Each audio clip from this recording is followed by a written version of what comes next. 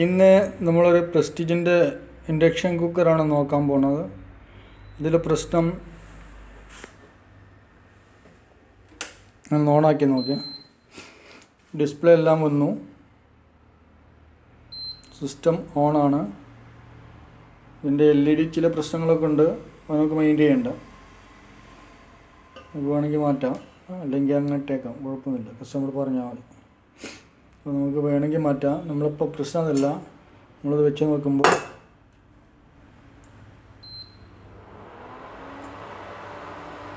ഫാനെല്ലാം work ചെയ്യണം, പക്ഷേ ഇത് എറർ കാണിക്കണം. ആംബിയർ മീറ്ററിൽ ആംബിയറൊന്നും എടുക്കുന്നില്ല. ഓക്കെ, ഇതാണ് ഇതിൻ്റെ പ്രശ്നം.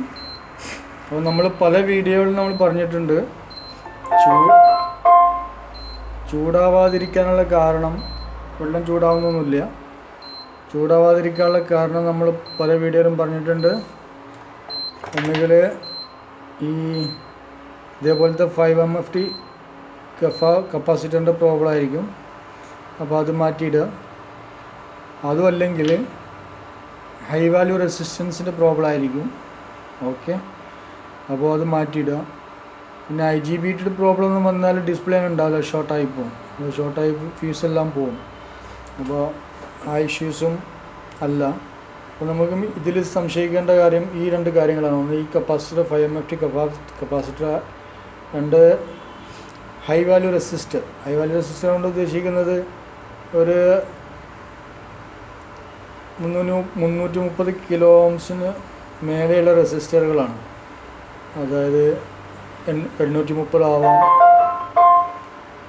650 ആവാം, പല സർക്യൂട്ടിലും പലതായിട്ട് വരുന്നുണ്ട്. അപ്പോൾ നമ്മൾ ആ റെസിസ്റ്റൻസ് ഒരു 3-4 ഉണ്ടാവും, 3-4 ഒക്കെ ഉണ്ടാവും ചില സർക്യൂട്ടിൽ. അപ്പോൾ ആ റെസിസ്റ്റൻസ് കണ്ടെത്തി ആ റെസിസ്റ്റൻസിനെ മാറ്റിയിടണം.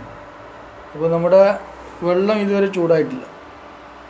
ഓക്കെ, ഇവിടെ എറർ കാണിക്കുന്നു, ഡിസ്പ്ലേ എന്തോ പ്രോബ്ലമുണ്ട്. അപ്പോൾ നമ്മൾ ഡിസ്പ്ലേ മാറ്റാനുള്ള കാര്യങ്ങൾ നോക്കുന്നില്ല. ഇപ്പോൾ നമ്മളിത് വെള്ളം ചൂടാക്കാനുള്ള ഒരു ഇത് ചെയ്യുന്നത്. ഡിസ്പ്ലേ നമുക്ക് എല്ലാം കഴിഞ്ഞിട്ട് മാറ്റാം. ഓക്കെ, നമ്മൾ ഓഫ് ചെയ്തു. ഓഫിൽ വീണ്ടും നമ്മളൊന്ന് ഓൺ ചെയ്യുമ്പോൾ ഈ 1200 കാണിക്കുന്നത് തോന്നുന്നു, പക്ഷേ പെട്ടെന്ന് എററിലോട്ട് മാറുകയാണ്. അപ്പോൾ നമുക്ക് ഹൈ വാല്യൂ റെസിസ്റ്റൻസും ചെക്ക് ചെയ്ത് നോക്കാം.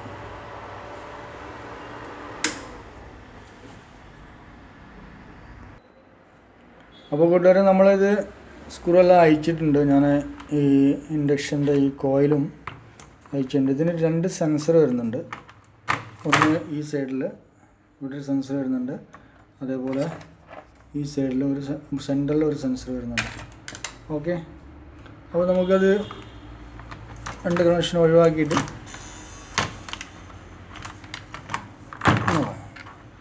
അപ്പോൾ നമ്മൾ ഹൈ വാല്യൂ റെസിസ്റ്റൻസാണ് നമ്മൾ ചെക്ക് ചെയ്യേണ്ടത്. ഇത് ലോ വാല്യൂ റെസിസ്റ്റൻസാണ്. ഓക്കെ, ഇതൊരു 50 ഓംസിൻ്റെ റെസിസ്റ്റൻസാണ് ഇവിടെ കണക്കിന്. അപ്പോൾ നമ്മൾ അതല്ല, ഇത് ഈ സൈഡിൽ കിടക്കുന്ന ഈ റെസിസ്റ്റൻസ് ഹൈ വാല്യൂ ആണ്, 830. ഇവിടെ ഒരു ഹൈ വാല്യൂ റെസിസ്റ്റൻസ് ഉണ്ട്, ഈ സെൻറ്ററിൽ. ഇവിടെ ഒരു ഹൈ വാല്യൂ റെസിസ്റ്റൻസ് ഉണ്ട്. ഓക്കെ, ഇതെല്ലാം 2 വാട്ട് റെസിസ്റ്റൻസ് ആണെന്ന് തോന്നുന്നു.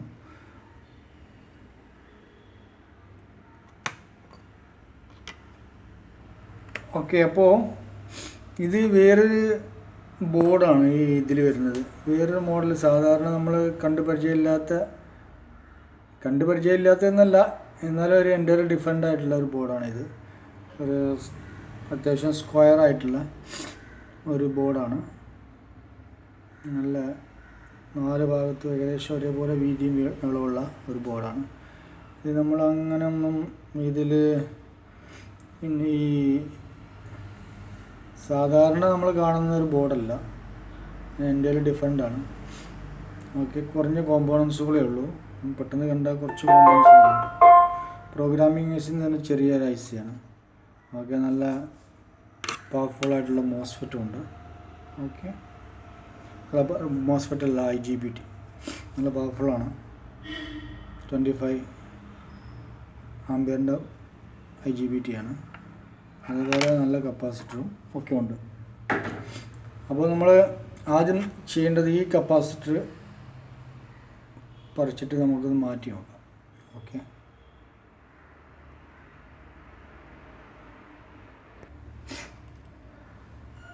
ഇവിടെ ഈ കപ്പാസിറ്റർ ഞാൻ മാറ്റിയിട്ടുണ്ട്. ഇത് നമുക്ക് ശരിക്കും ഒരു നല്ല വാല്യൂ കാണിക്കുന്നില്ല. അപ്പോൾ 1MFTയുടെ അടുത്തായിട്ട് കാണിക്കുന്നുള്ളൂ. അപ്പോൾ ഇത് മാറ്റിയിട്ടൊന്ന് ചെക്ക് ചെയ്ത് നോക്കുക, എന്തെങ്കിലും വർക്കിംഗ് സൂചനകളുണ്ടോ എന്ന്. അപ്പോൾ നമ്മളിന്ന് ജസ്റ്റ് ഒന്ന് ഈ സെൻസറെല്ലാം കണക്ട് ചെയ്ത് നമ്മളൊന്ന് വർക്ക് ചെയ്ത് നോക്കണം.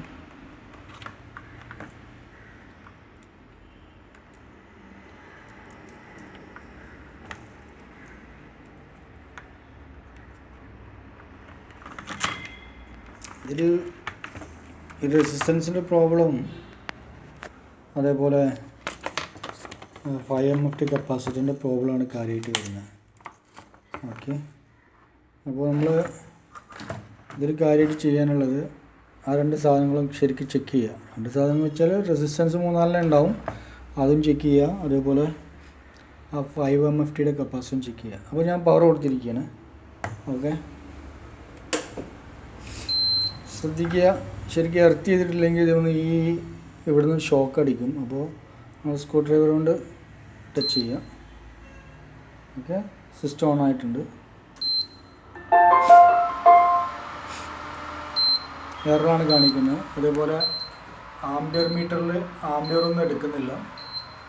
സോ നമ്മളെ പ്രോബ്ലം സ്റ്റിൽ അതേപോലെ ഉണ്ട്. നമുക്ക് ആ റെസിസ്റ്റൻസിന് ചെക്ക് ചെയ്യണം. നമ്മൾ കപ്പാസിറ്റർ മാത്രമാണ് മാറ്റിയിട്ട്, അപ്പോൾ ആ റെസിസ്റ്റൻസ് കൂടി നമുക്ക് മാറ്റിയിട്ട് നോക്കാം. അപ്പോൾ ഏത് റെസിസ്റ്ററാണ് പോയത് എന്നുള്ളത് നമുക്കൊന്ന് ആദ്യം കൺഫേം ചെയ്യണം. പിന്നെ ഈ സർക്യൂട്ടിനെ കുറിച്ച് അറിയാത്തവർ ഈ സർക്യൂട്ടിൽ കളിക്കാൻ നിൽക്കരുത്. ഇത് നല്ല ഷോക്ക് കിട്ടുന്ന അല്ലെങ്കിൽ അടി കിട്ടുന്ന പരിപാടികളാണ്. അപ്പോൾ ശരിക്കും ശ്രദ്ധിച്ച് വേണം ചെയ്യാൻ. പവർ ഓഫായിട്ടേ ബോളിൽ ടച്ച് ചെയ്യാവൂ. ഇതായിട്ട് ബന്ധമില്ലാത്തവരൊന്നും ഇത് പണിയാൻ നിൽക്കരുത്.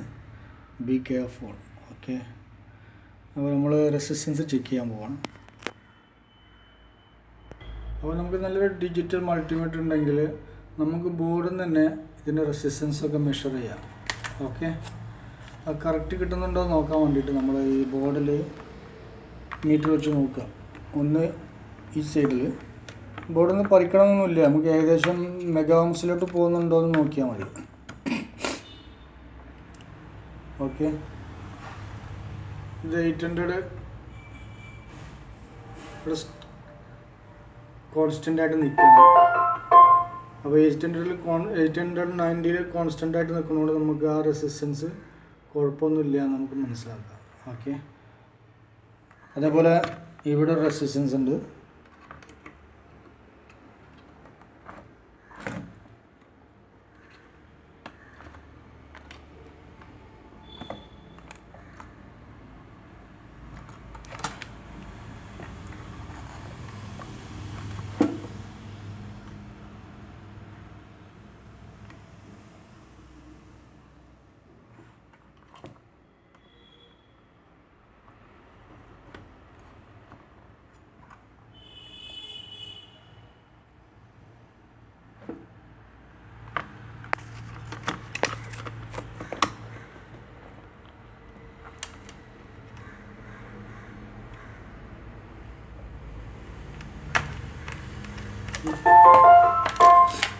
നമ്മൾ ഈ ഡസ്റ്റ് പിടിച്ച് ഭാഗത്ത് ക്ലീൻ ചെയ്തില്ലെങ്കിൽ റെസിസ്റ്റൻസിൻ്റെ വാല്യൂ ശരിക്കും നമുക്ക് കാണാൻ പറ്റില്ല.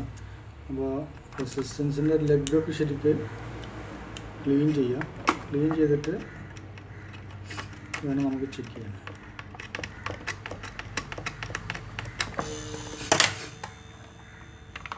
മീറ്റർ ശ്രദ്ധിക്കുക.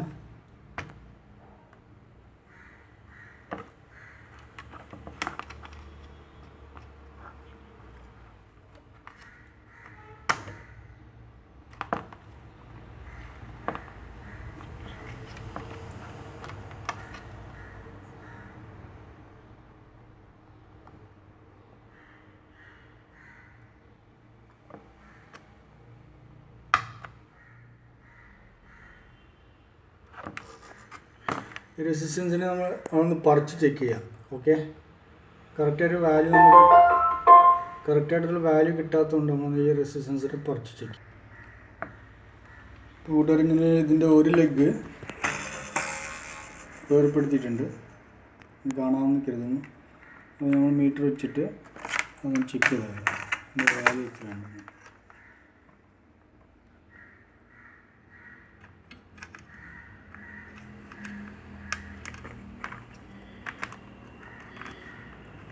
ഒരു കയ്യിൽ മൊബൈൽ പിടിക്കുന്നുണ്ട്, അല്ലെങ്കിൽ എനിക്ക് വ്യക്തമായി കാണില്ല, അതുകൊണ്ടാണ് ചെറിയൊരു പ്രയാസം.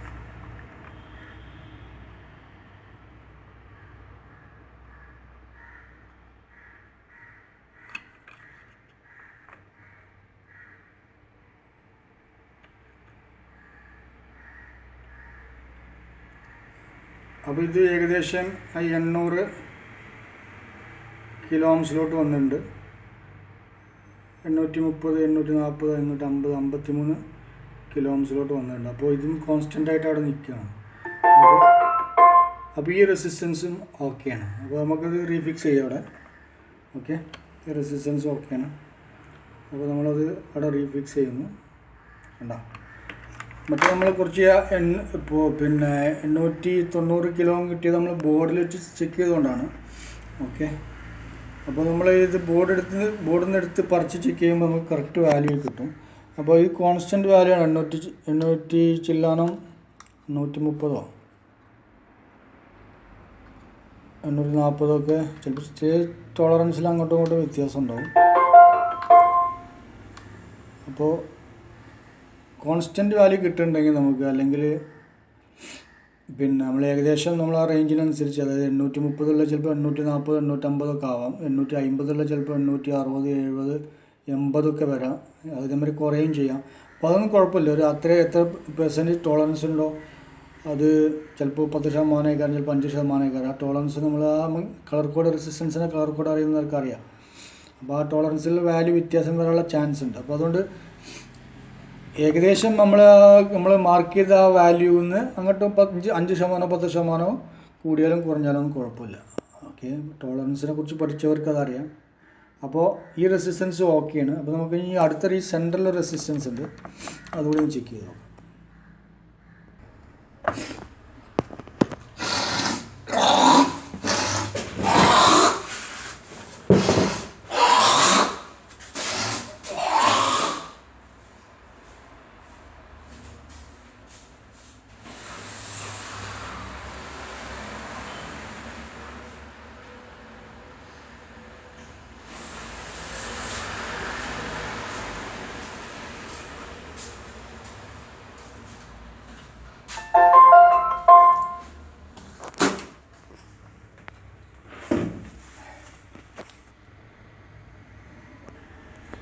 അപ്പോൾ കൂട്ടുകാരെ, നമ്മളൊരു കാര്യം ശ്രദ്ധിക്കുക. നമ്മൾ ഈ റെസിസ്റ്റൻസ് മാറ്റിയിടുന്ന സമയത്ത്, ഈ ഹൈ വാല്യൂ റെസിസ്റ്റൻസ് ഒക്കെ മാറ്റുന്ന സമയത്ത് same type, same watts, same model resistance തന്നെ മാറ്റിയിടാം. ഒരു വെള്ള കളറുള്ള റെസിസ്റ്റൻസ് ആയിരിക്കും.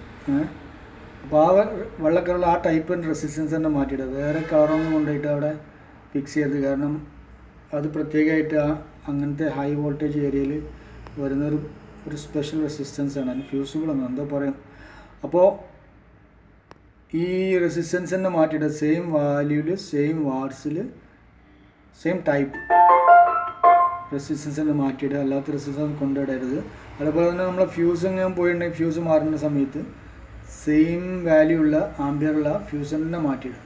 ഓക്കെ, അതല്ലാതെ നമ്മൾ എളുപ്പമാണെങ്കിൽ കൊണ്ട് ഏതെങ്കിലും ഫ്യൂസ് എടുത്തത് ചെയ്യരുത്, ഏതെങ്കിലും ഫ്യൂസോടെ ഫിക്സ് ചെയ്യരുത്. ഓക്കെ, സെയിം വാല്യൂയിലുള്ള റെസിസ്റ്റൻസും ഫ്യൂസും തന്നെ ഫിക്സ് ചെയ്യുക. അതേപോലെ ബാക്കിയുള്ള കോമ്പൗണ്ട്സ് നിങ്ങൾക്കറിയാമല്ലോ, സെയിം വാല്യൂ തന്നെ ആയിരിക്കണം. പിന്നെ IGBT മാറ്റിയിടുമ്പോൾ ഒറിജിനൽ നിന്ന് IGBT പോയത് ഒറിജിനൽ മാറ്റിയിടുക. ഒറിജിനൽ കിട്ടിയില്ലെങ്കിൽ നിങ്ങൾ എന്ത് ചെയ്യണം, പഴയ സ്പെയർ കിട്ടുന്ന സ്ഥലത്ത് നിന്ന് പഴയ ഇൻഡക്ഷൻ കുക്കർ സംഘടിപ്പിച്ചിട്ട് അതിൻ്റെ ബോർഡ് സംഘടിപ്പിച്ചിട്ട് അതിൽ പഴയുള്ളൊരു IGBT സെലക്ട് ചെയ്യുക. അല്ലെങ്കിൽ IGBT നിങ്ങൾ വാങ്ങുന്ന സമയം ഫിക്സ് ചെയ്യുന്നതോടുകൂടി 1-2 മിനിറ്റ് വർക്ക് ചെയ്യും, അല്ലെങ്കിൽ പോകും. ചിലപ്പോൾ 1 മണിക്കൂർ വർക്ക് ചെയ്യും, അപ്പോൾ ഇതിനാ പോകും. അപ്പോൾ നിങ്ങൾ IGBT ശ്രദ്ധിക്കണം. IGBT വാങ്ങുന്ന സമയത്ത് ഒരിക്കലും ഒറിജിനലാണ് തന്ന് വാങ്ങിയാൽ പോലും നിങ്ങൾ 100% വിശ്വസിക്കരുത്. ഓക്കെ, എത്ര വില കൊടുത്ത് വാങ്ങിയാലും. അപ്പോൾ നിങ്ങൾ മിക്കവാറും നല്ല പഴയ ആക്രി കടയിൽ നിന്ന് കിട്ടുന്ന ബോർഡ് ഉപയോഗിച്ചിട്ട്, അതായത് IGBT നല്ലതാണെങ്കിൽ അതെടുത്ത് ഉപയോഗിക്കുന്നതായിരിക്കും ഏറ്റവും സേഫ്റ്റി. അതായിരിക്കും നിങ്ങളെ ബഡ്ജറ്റിനും നല്ലത്. അപ്പോൾ അങ്ങനെ അത് ശ്രദ്ധിക്കുക. ഓക്കെ, അപ്പോൾ നമുക്ക് ഈ റെസിസ്റ്റൻസ് മാറ്റിയിട്ടിട്ട് നമുക്ക് ചെക്ക് ചെയ്യാം. അപ്പോൾ നമ്മൾ റെസിസ്റ്റൻസ് അവിടെ മാറ്റിയിട്ടിട്ടുണ്ട്. അപ്പോൾ നമുക്കിതൊന്ന് പവർ കൊടുത്ത് ചെക്ക് ചെയ്ത് നോക്കാം. നമുക്കിതൊക്കെ റീഫിക്സ് ചെയ്തിട്ടൊന്ന് ചെക്ക് ചെയ്ത് നോക്കാം എന്താണ് ശരിയായിട്ടുണ്ടോ ഇല്ലയോ നോക്കണമല്ലോ. അപ്പോൾ നമുക്കൊന്ന് ചെക്ക് ചെയ്ത് നോക്കാം. അപ്പോൾ കൂട്ടുകാരെ, നമ്മൾ കണക്ട് ചെയ്തു. നമ്മളെപ്പോഴും പിന്നെ ഫസ്റ്റ് ഇൻഡക്ഷൻ കുക്കർ ചെക്ക് ചെയ്യുമ്പോൾ എപ്പോഴും സീരിയൽ കണക്ഷനിൽ വേണം ചെക്ക് ചെയ്യാൻ. ഓക്കെ, നമ്മൾ സീരിയൽ കണക്ഷനിലിട്ട് ചെക്ക് ചെയ്യണം. അപ്പോൾ ആ ചെക്ക് ചെയ്യുന്ന സമയത്ത് നമ്മൾ ഇൻഡക്ഷൻ കുക്കർ ഓൺ ആക്കുന്ന സമയത്ത് ഈ ബൾബ് ഒന്ന് ബ്രൈറ്റ്നെസ്സിൽ കത്തിയിട്ട് ഒന്ന് ഓഫ് ആവും. അങ്ങനെ ഉണ്ടെങ്കിൽ നമ്മൾ ഇൻഡക്ഷൻ കുക്കർ ഓക്കെ എന്ന് നമുക്ക് മനസ്സിലാക്കുക. എന്നിട്ട് നമുക്ക് ഡയറക്റ്റ് AC കണക്ട് ചെയ്ത് നോക്കാം. ഓക്കെ, നമ്മൾ ഈ ബൾബ് നോക്കുക, ഇൻഡക്ഷൻ ഓൺ ആക്കുകയാണ്. ഓക്കെ, ഇപ്പോൾ നമ്മളെ ബൾബ് ഒന്ന് ബ്രൈറ്റ് വന്നിട്ട് ഒന്ന് ഓഫായി. ഒന്നുകൂടി ശ്രദ്ധിച്ച് നോക്കുക.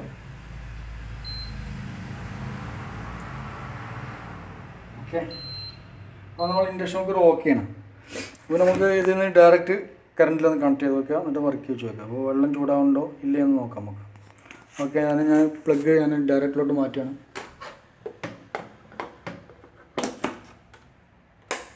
ഇത് പ്രൊസീജിയർ.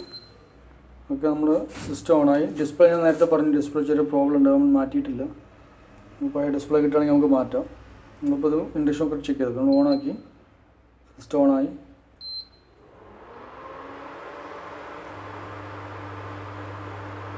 ഓക്കെ, ആംപിയർ മീറ്ററിൽ ഏകദേശം 5 ആംപിയർ എടുത്തിട്ടുണ്ട്.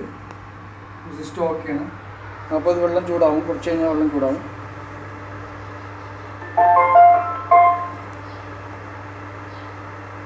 നമ്മൾ ഈ ആംപിയർ മീറ്ററിൽ ആംപിയർ ഈ 6ൻ്റെ മേലെ പോവുകയാണെങ്കിൽ നമ്മളൊന്ന് അതിൻ്റെ പ്രീസെറ്റ് ഉണ്ടാകും ബോർഡ്. ആ ബോർഡിൽ പ്രീസെറ്റ് പിടിച്ചൊന്ന് അഡ്ജസ്റ്റ് ചെയ്തിട്ട് 6ലോട്ട് കൊടുന്ന് വെക്കണം. അല്ലെങ്കിൽ കറണ്ട് അധികം വർക്ക് ചെയ്യും. അത് നമ്മുടെ ഇൻഡക്ഷൻ കുക്കർ വർക്കിംഗ് ആണ്. ഓക്കെ, നമ്മളിത് ഫിക്സ് ചെയ്തു. അപ്പോൾ കൂട്ടുകാരെ, ഇതാണ് ഇൻഡക്ഷൻ കുക്കർ. ഇങ്ങനത്തെ പ്രോബ്ലം ചൂടാവാതെ, ഡിസ്പ്ലേ ഉണ്ട്, ചൂടാവാതെ വരുമ്പോഴുള്ള പ്രോബ്ലംസ് നമ്മൾ സോൾവ് ചെയ്യുന്നത് ഇങ്ങനെയാണ്. ഓക്കെ, അപ്പോൾ ഈ വീഡിയോ ഇവിടെ വൈൻഡപ്പ് ചെയ്യണം. അപ്പോൾ ഇത്തരം വീഡിയോകൾ കിട്ടാൻ, ഇത്തരം ടെക്നിക്കൽ വീഡിയോസ് കിട്ടാൻ നിങ്ങൾ ആഗ്രഹിക്കുന്നുണ്ടെങ്കിൽ നിങ്ങൾ നമ്മുടെ ചാനൽ സബ്സ്ക്രൈബ് ചെയ്യുക, അതുപോലെ ഷെയർ ചെയ്യുക, ബെല്ലൈക്കണും കൂടി പ്രസ് ചെയ്ത് വെക്കുക. അപ്പോൾ നമുക്ക് വീഡിയോ ഒക്കെ പെട്ടെന്ന് നിങ്ങൾക്ക് കിട്ടും, ഒന്ന് അപ്ഡേഷൻ ഉണ്ടാകുമ്പോൾ. Okay, thank you.